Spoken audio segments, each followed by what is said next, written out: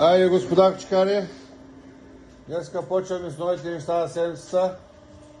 Ударно правим кайма сурова. Работим с патешки глави, чист колаген, бръснати без грам косъм, патешки маншон, пилешко гръбче, сьомга рагу, гледайте колко месо има по сьомгата. Отка видваме скумрия цяла, октоподи. Кой ще ви направи кайма с октоподи за вашите домашни любимци? Никой. Само Варна.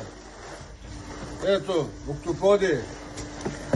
Отдолу има калмари, туба, омега-6 маси киселини.